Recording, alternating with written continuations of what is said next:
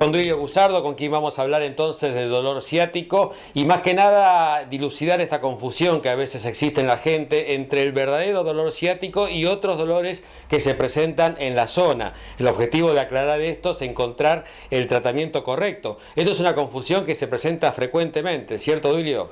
Sí, lo que nos ocurre muchas veces es que los pacientes, bueno, ahora con el reposo muchas veces en la cuarentena o empiezan a hacer actividades que no hacían, por ahí actividades de la casa que no hacían porque están más tiempo en su casa, o dejan de hacer actividades recreativas que le hacían bien y empiezan con dolor en la zona de la espalda o la zona de los glúteos, y a veces esos dolores se irradian al muslo o a la pierna del mismo lado.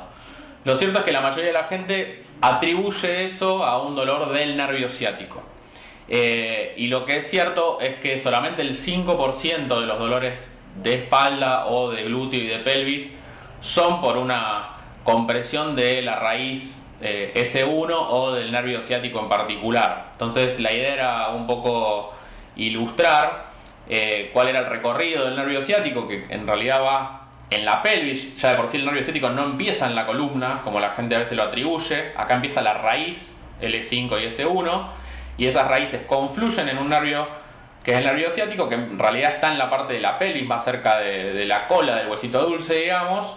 Pasa por detrás de la cadera y va por toda la cara posterior del muslo y de la pierna.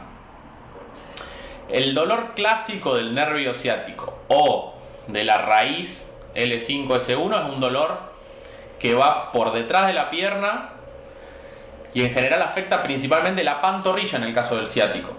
Y la gente a veces lo atribuye como un dolor glúteo. El dolor glúteo no sería propio del nervio ciático. El nervio ciático duele como si fuese una electricidad o una puntada, un dolor agudo, punzante, en la cara posterior de la pantorrilla o de los gemelos. Eso sería el dolor del ciático. Y el dolor de la raíz S1, que ahí sí puede empezar en lumbar, hace el mismo recorrido y empieza un poco más alto de nuevo por toda la cara posterior. Pero eso es un dolor tipo electricidad, digamos, o tipo puntada. Es un dolor muy característico que incluso hace que la gente a veces no pueda caminar o le incapacite o quede en cama. Y ese es un dolor que sí muchas veces mejora con bloqueos o con antiinflamatorios, inyectables, los corticoides, etc.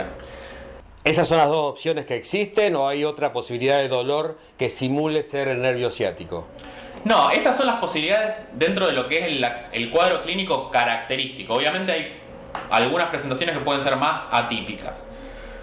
Pero lo más común es que si vos no tenés este dolor, que es tipo puntada o tipo electricidad, como una especie de cable que va por detrás del muslo y de la pierna, todos esos dolores de esta región que son más tipo contractura, más como un dolorcito, una presión o otras características que son mucho más difusas, digamos, son dolores en general o musculares o ligamentarios de la zona de la pelvis o de la zona de la sacroilíaca, que es la articulación que siempre hablamos, que está entre el sacro y el principio de la pelvis. Esta es la articulación sacroilíaca.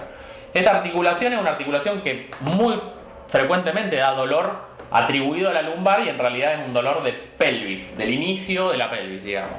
¿Este tipo de dolor muscular o ligamentario tiene mejor resolución con un buen tratamiento que en el caso del nervio ciático? En realidad es una resolución completamente distinta y hay una forma muy fácil de darse cuenta, que es cuando el paciente hace lo que hace siempre, que es hacerse antiinflamatorios inyectables y no responde. Lo más probable es que sea un dolor muscular, porque como siempre les explicamos, es que los dolores musculares y ligamentarios no son dolores por inflamación. Cuando hay una compresión del nervio, sí puede haber un fenómeno inflamatorio y ahí puede responder a los dexadiclo que hacen muchas veces en las guardias o en las ambulancias o en los domicilios. Pero cuando vos te hiciste 5-diclodexa y no respondió, lo más probable es que no haya sido una compresión neural, sino que tengas una contractura muscular o una degeneración ligamentaria que no estás resolviendo. Entonces, también ahí te das cuenta con la terapéutica, porque muchas veces empiezan a tratarlo como si fuese un ciático y cuando no funciona lo siguen tratando como si fuese un ciático, pero más fuerte. Y lo que hay que hacer es cambiar el diagnóstico. Evidentemente, cuando hablamos concretamente del nervio ciático, hablamos de un dolor que tiene su cierta complejidad a la hora de encontrar una solución definitiva, ¿no? Sí, obviamente también hay que aclarar esto. Incluso los problemas típicos del nervio ciático no son problemas que sean de resolución quirúrgica per se. Digo porque también está esto de, tengo el ciático, me hago sí o sí una resonancia y me opero pasado mañana. No es así. Si uno no tiene un déficit neurológico, si uno no tiene debilidad en la pierna, no tiene una incapacidad severa, que la tiene que evaluar obviamente un médico clínico, no es necesario operar o hacerse una cirugía o un bloqueo urgente. Y entonces siempre, el tratamiento inicial siempre es conservador. Conservador es medidas de kinesiología, medidas analgésicas, se pueden hacer algunas inyecciones que no son bloqueos. Entonces, ese tratamiento dura más o menos 12 semanas, o sea, alrededor de 3 meses, y después de esos 3 meses, si hay un déficit neurológico o empieza a no responder, ahí recién podemos llegar a evaluar una resolución quirúrgica. Pero también esta cuestión de asociar el dolor lumbar a la cirugía como causa urgente de cirugía no es tan así.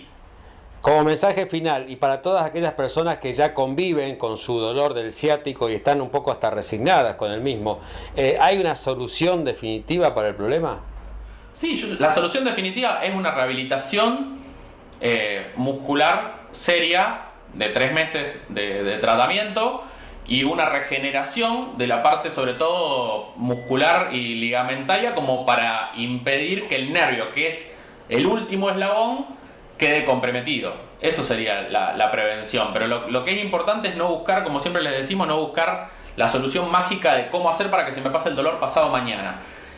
Además de que es muy difícil que se pase pasado mañana cualquier dolor, después que se pasa pasado mañana, tenés que preguntarte cómo hacer para prevenir que vuelva a ocurrir, porque algo pasó. Entonces, las dos cosas, el tratamiento hay que hacerlo más seriamente y además tener un enfoque un poco preventivo de cuál fue la situación que favoreció ese episodio, digamos. Bueno, Duilio, vamos a contarles a la gente dónde pueden consultarte para saber un poco más. Estamos en Síntesis Medical, que es 1 de mayo 1901, 1 de mayo esquina Pasco. El teléfono fijo es 481-2594. Hay un WhatsApp que también pueden pedir turno. Y estamos en Facebook como Síntesis Medical y todos los viernes a las 7 de la tarde damos algunas charlas para pacientes y ofrecemos también algunas consultas que puedan hacer en el momento con temas que les interesen. Bueno, muchas gracias, Duilio. Gracias, Claudio. Nosotros continuamos con más Televida.